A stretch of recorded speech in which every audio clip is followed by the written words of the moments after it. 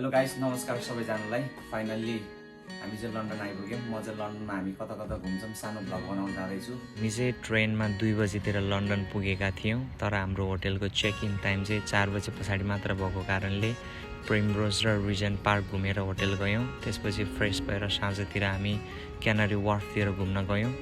मलाई यो ठाउँको पब्लिक आर्ट र क्यानरी स्क्वायर पार्क चाहिँ एकदम राम्रो लाग्यो। त्यसपछि साँझतिर फेरि हामी टावर ब्रिजतिर घुम्न निस्क्यौँ।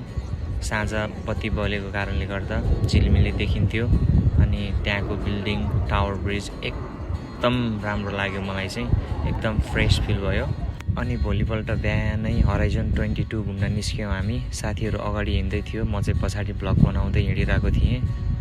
गाइस, हामी चाहिँ अहिले यो हराइजन 22 बिल्डिङमा आइपुग्यौँ। यो चाहिँ 58 तलको बिल्डिङ रहेछ। म हजुरहरूलाई अब यहाँको भ्यू देखाउँछु। Let's go guys. यो बिल्डिङ चाहिँ एकदम अग्लो भएको कारणले गर्दा यहाँबाट दृश्यहरू चाहिँ सबै देखिँदो रहेछ लन्डनको। हामी चाहिँ भर्खरै हराइजन 22 घुमेर भ्यायौँ। अब हामी चाहिँ आउटर नेट जाँदैछौँ। त्यहाँ आउटर नेटमा चाहिँ कस्तो रहेछ भन्दाखेरि ठुल्ठुलो डिजिटल बोर्डहरू, स्क्रिनिङहरू, स्ट्रिटहरू चाहिँ राम्रो भएको हुनाले यसो त्यो पनि एकचोटि अवलोकन गरौँ भनेर हामीले पनि जाँदैछौँ। सिधै गाइस, हामी चाहिँ अहिले यो आउटर नेट आइपुग्यौँ। यहाँको 3D सिनहरू अब म हजुरहरूलाई देखाउँछु है त। Let's go. यो ठाउँ चाहिँ स्पेसल्ली नानी बाबुहरूको लागि एकदम पर्फेक्ट रहेछ। यदि हजुरहरू पनि घुम्न जानुभयो भने नानी बाबु लिएर जानुहोला, उहाँहरूले एकदम इन्जोय गर्नुहुन्छ। मैले त्यहाँ धेरै नानी बाबुहरूले नाचेको, खेलेको, हेरेको, मन भुलाएको दृश्यहरू देखेँ। म आफैले पनि एकदमै इन्जोय गरेँ, मेरो साथीहरूले पनि एकदम इन्जोय गर्दै थियो। So it was very beautiful. अनि त्यसपछि हामी बाहिर निस्क्यौँ। मलाई चाहिँ यो बसमा रहेको रेस्टुरेन्ट चाहिँ एकदम राम्रो लाग्यो। त्यसपछि हामी हिँडेर ब्रिटिस म्युजियमतिर लाग्यौँ।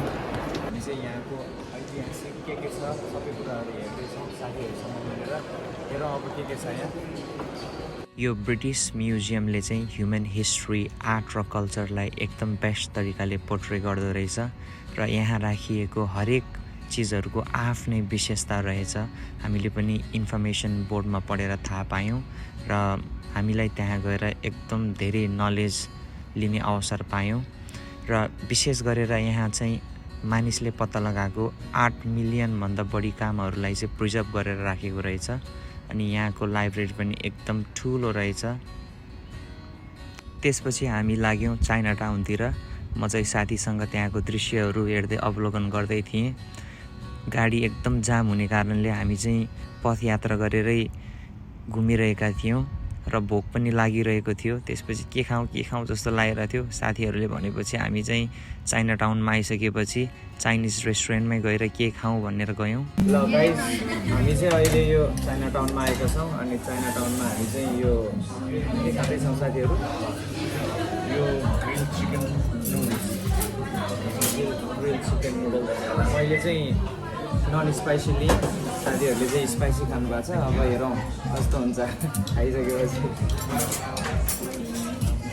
त्यसपछि साँझ हाम्रो सानो गेट टुगेदर भएको कारणले गर्दा धेरै ट्राफिक भए पनि हामी बसमै घर फर्क्यौँ। आज चाहिँ हाम्रो गेट टुगेदर पनि भएको छ। हाम्रो सविताको साथी, हजुरको नाम रोशना, अनि हाम्रो जङ्गे मेरो स्कुलको साथी, हाम्रो भेट भएर आज हामी 6 जना भएको छ।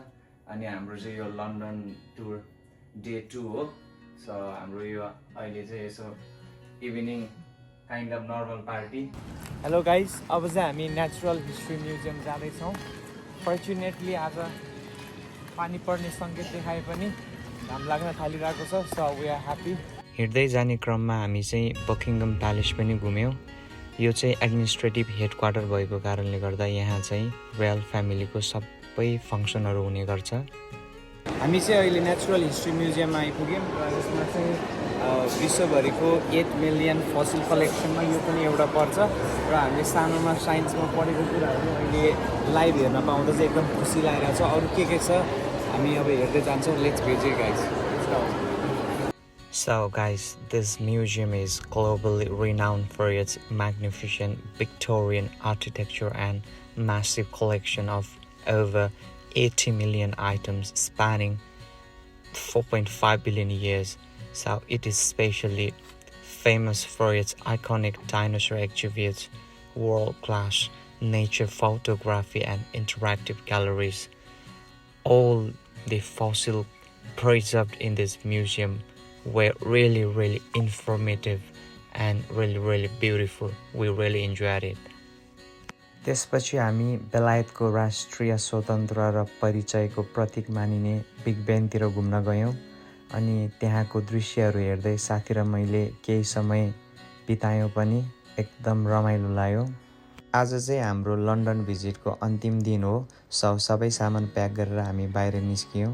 केही समय बचेको थियो, त्यसैलाई सदुपयोग गरौँ भनेर हामी सबै मिलेर साइकल चलाउन लाग्यौँ। त्यो चाहिँ मेरो लागि फरक अनुभव रह्यो। इलेक्ट्रिक प्लस प्याडलले पनि चल्ने साइकल रहेछ। यसको लागि चाहिँ एउटा एप डाउनलोड गर्नुपर्ने रहेछ। त्यो एप डाउनलोड गरेर यहाँ स्क्यान गरेपछि चाहिँ यो चल्ने रहेछ अनि 30 मिनट्सको 1 पाउन्ड लाग्ने रहेछ। एकदम राम्रो सुविधा लाग्यो। लन्डनमा चाहिँ गाडीहरू जाम हुँदा यो साइकल चलायो भने चाहिँ एकदमै कन्भिनियन्स हुँदो रहेछ। एकदम राम्रो लाग्यो। म अब हजुरहरूलाई चलाएर देखाउँछु है त। गाइज, मलाई चाहिँ यो साइकल एकदमै स्मुथ लाग्यो। हल्का प्याडल प्रेस गर्ने बित्तिकै एकदम फास्ट गुड्दो रहेछ। यो इलेक्ट्रिक प्लस प्याडल भएको कारणले गर्दा पनि होला। We enjoyed a lot. एकदमै रमाइलो भइरहेको थियो, तर समय बितेको पत्तो नै भएन। बचपनदेखिको साथी बल्ल 2 वर्षपछि भेट भएको थियो। पछि फेरि भेटौँला भनेर हामी छुट्टियौँ। I miss you alert Jange. Thank you so much.